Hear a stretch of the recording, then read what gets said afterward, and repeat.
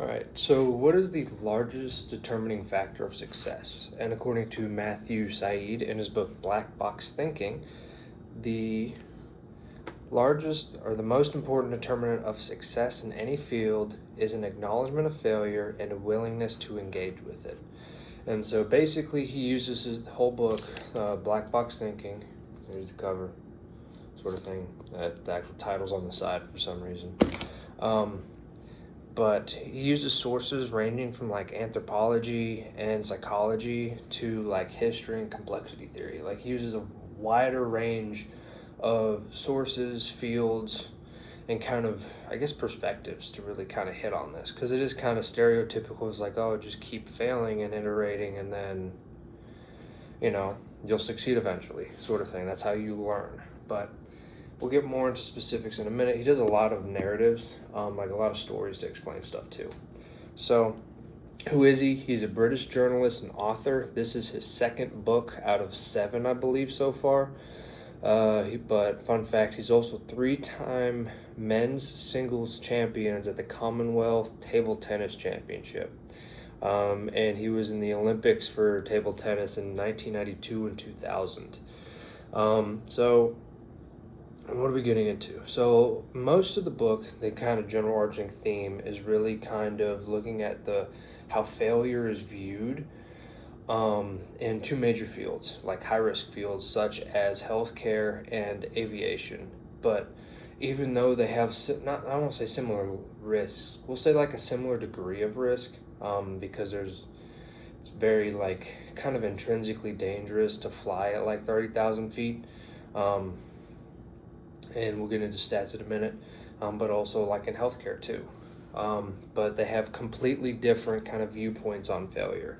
So to take a quote, early on in 1912, 8 of 14 U.S. Army pilots died in crashes, more than half. And early fatality rates at the Army Aviation School were close to 25%, right? And then this is also opposed to like for the risks and terms. Well,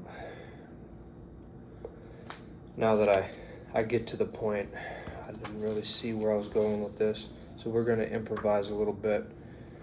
Some stats also, same time period, not same time period. So there's that 1912, but for example, for the medicine side of things now, about 100 years later, so in 2013, there were 3.6 million commercial flights worldwide, carrying more than 3 billion passengers, according to the International Air Transport Association. Only 210 people died, so that's a rate of 1 accident per 2.4 million flights, right? And so not very high. And you go down further, and we'll see for the healthcare industry, in 1999, the American Institute of Medicine published a landmark investigation called To Err is Human.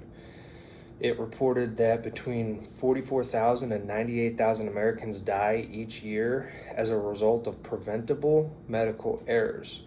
And then goes on to say that Lucien Leape, a Harvard University professor, estimated that 1 million patients are injured by errors during hospital treatment, and at least 120,000 die each year in America alone, right?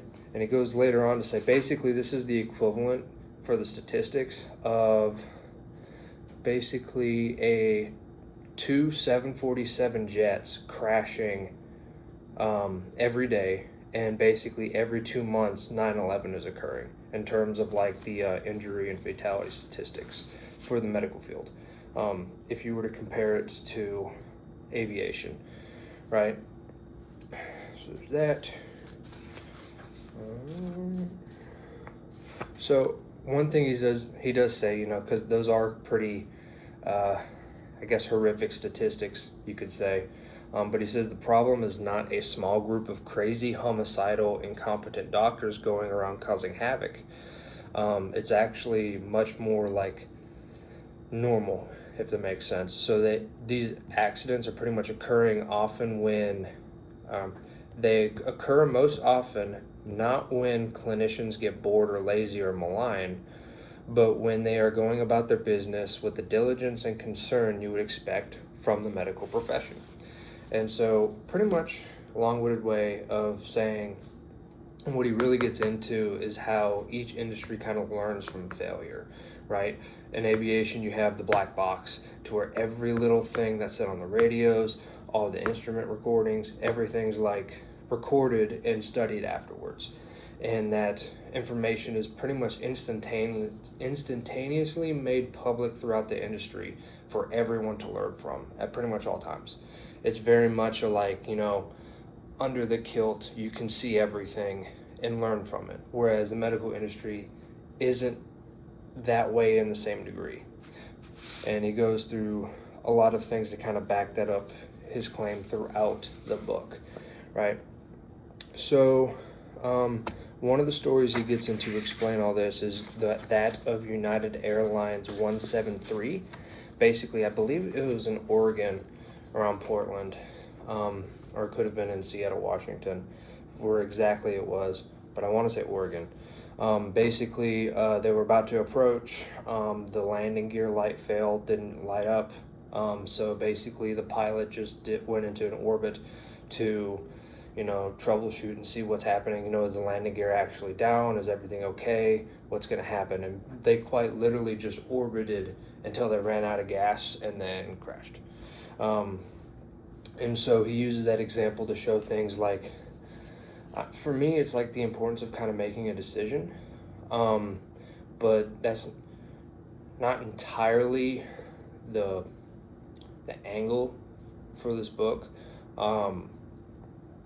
He really used it to kind of like exemplify how, like, when things are going bad like that, or there's problems, like, humans naturally like focus a lot, and they get what's called kind of channelized attention, to where you don't see anything else. And so, like, all the pilot could think about was landing the plane safely, is the landing gear down, and he completely lost track of time and ran out of gas. Even with the flight engineer continuously bringing it up. But also, the flight engineer, because there is kind of a set hierarchy for them, to basically, I don't want to say it's like a faux pas, because it definitely doesn't seem like this now, at least in my personal experience, to where basically, how do I want to word it?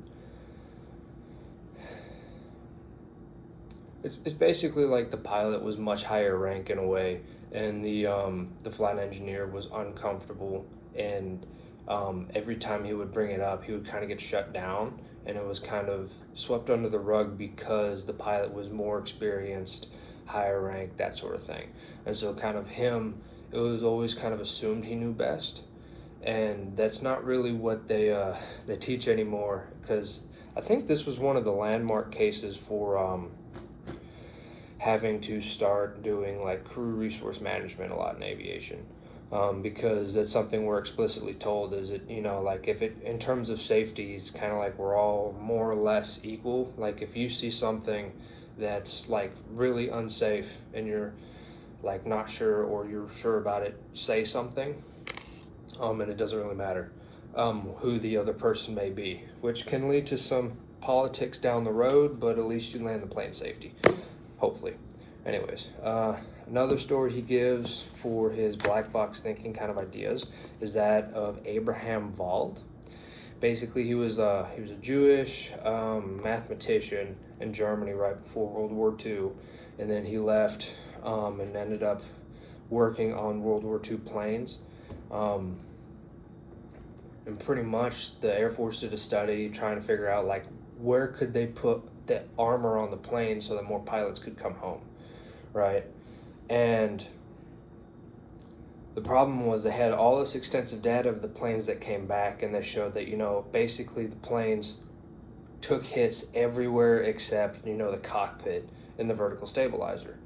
And those were all the ones so if we put armor there, we should be fine, is kind of the line of thinking. And obviously you can't armor the whole plane because then it gets too heavy. You lose a lot of maneuverability and stuff that you really, really need for fighter planes, because this was, again, in World War II. So, jet engines for everything weren't necessarily a thing. But Abraham Wald was basically like, all we have, the data we have is all on planes that have come back, which is not the problem. So all we've proven is that planes can get hit in all of these places and still come home. It's the places that are hit, or it's the planes that are hit in the cockpit and the vertical stabilizer that don't. So that's where we need to put the armor. And it had a drastic change on the outcome of a lot of pilots' lives, and a lot more started coming home. And a lot argue, especially on the air part of things, drastically changed like the trajectory of that part of the war. Anyways, another thing, and kind of the birth of the title for this video, was he talks about the paradox of success and says it's built upon failure, right? And he uses an example of US Airways Flight 1549, which is the whole famous one in January 15, 2009. It was like, oh, we're going into the Hudson. And basically, we're like, quite literally, the jet like took off, and like before they even reached like 2,000 feet or something, they took some Canadian geese into the right engines and had to immediately land. But their only landing place was the Hudson because they didn't have enough altitude. And basically, if you go through and play like the black box and hear everything that was said throughout the whole thing, it's kind of used as like the I guess like the epitome of crew resource management in a way, like ultimate communication, and that sort of thing. But the reason he gives for this is a lot of the procedures, for example, like checklists, the autopilot technology, and that sort of things to help with that situation, was developed from a long series of crashes in like the 1930s and beyond. Like, it's a continuous iteration and study that allowed that situation to happen and have the environment, meaning the plane, the training, the people, in order to safely bring that down, right? So there's that. He also talks about some other interesting things. I'm not going to go into these as in depth, but things like wrongful convictions in court, and intellectual contortions, which he talks a lot about cognitive dissonance then that happens because people get really, really, their ego gets tied up into their professionalism, especially if you're something like a doctor or a lawyer or something, to where like that is your entire life and your profession. It's not just a job in a way. And so pretty much it is seen as being very negative, to the degree of like a faux pas in a way, of being proven wrong in any form of that, because it's kind of like a professional hit, if that makes sense. And so like that's kind of where you're seeing a lot of the things. And he gives a lot of other stories like this from the medicine side of things. That's the kind of the line of thinking, so to say, for that side of things, and why they haven't iterated and improved to the same degree of safety, I guess, as this aviation. Not the best way to say it, but that's what's coming to mind first. Like I always try to leave these kind of a little bit more open, so that like you actually read the book, because that's how you're going to kind of come to an understanding of it better. I mean, this was my second time going through it, and already remember a hell of a lot more than I did the previous time. Another example that he gave, he called the nozzle paradox.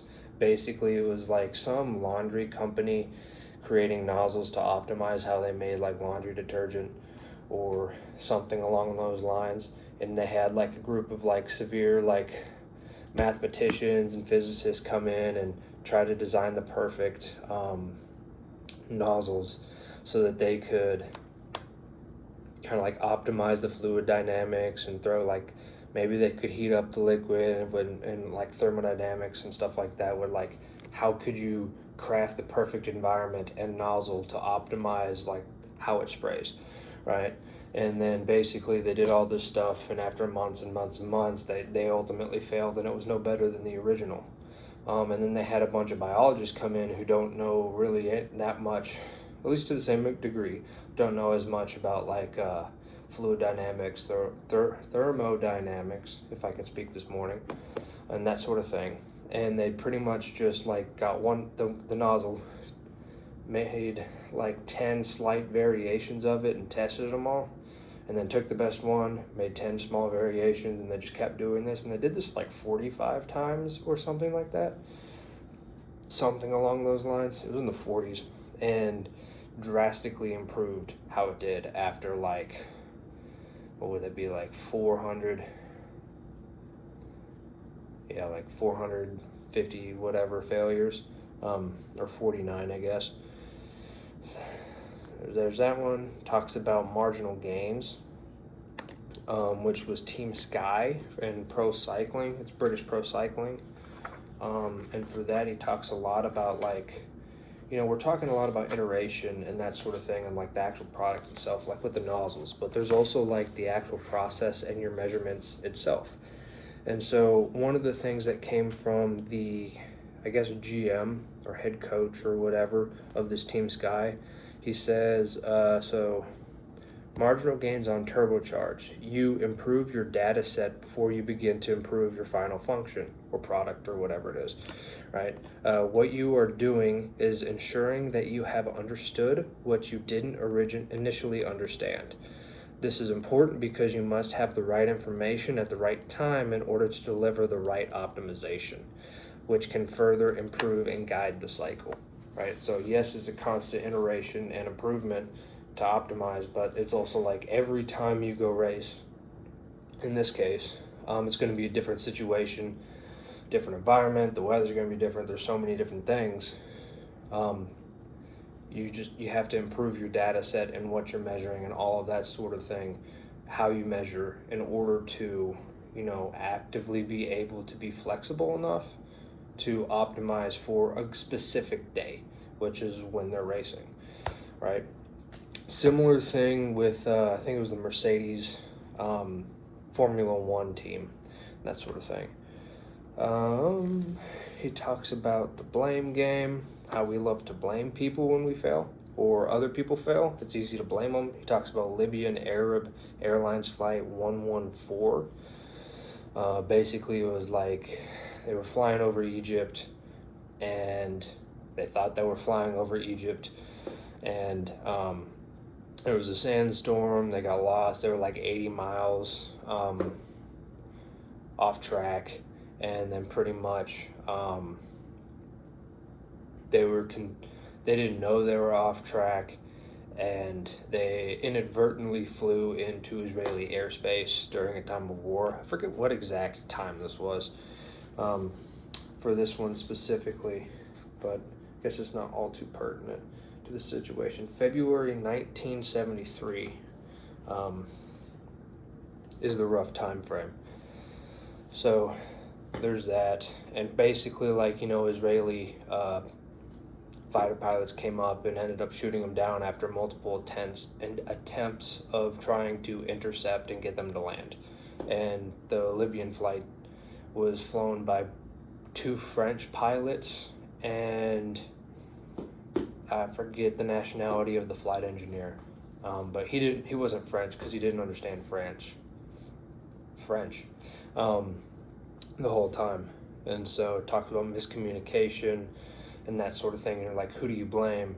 Because from basically the perspective of the Israeli pilots, everything seemed like it was a hostile plane coming in basically for a terrorist attack. And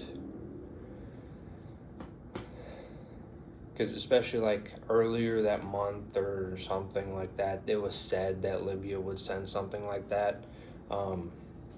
There was context for it, specific in the book, but it basically ran into Israeli F-4 Phantoms coming in and ending up having to shoot down the commercial jet and explains from both points of view of like why each side blamed the other, and that sort of thing. And he talks a lot about the psychology of both sides.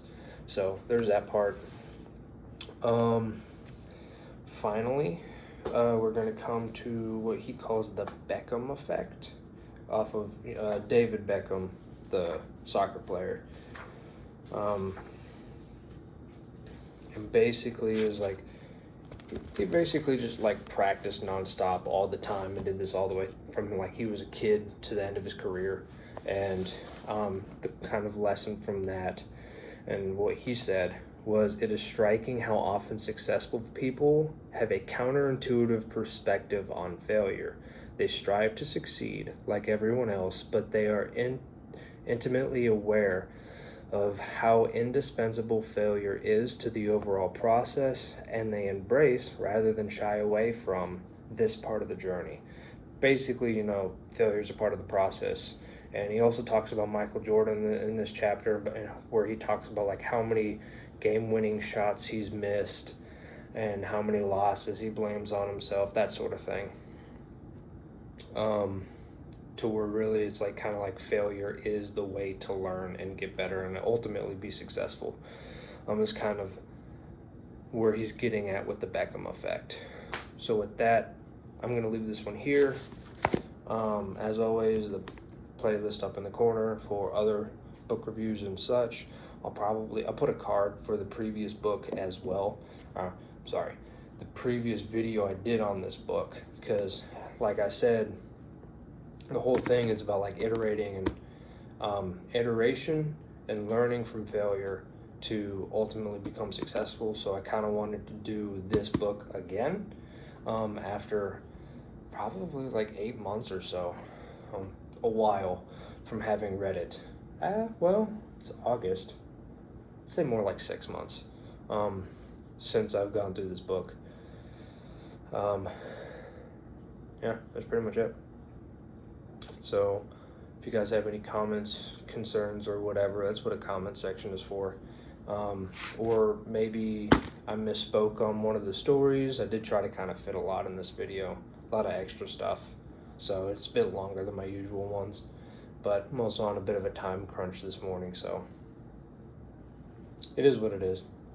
Anyways, I'm going to leave this one here. Let me know what you think, and I'll see you on the next one.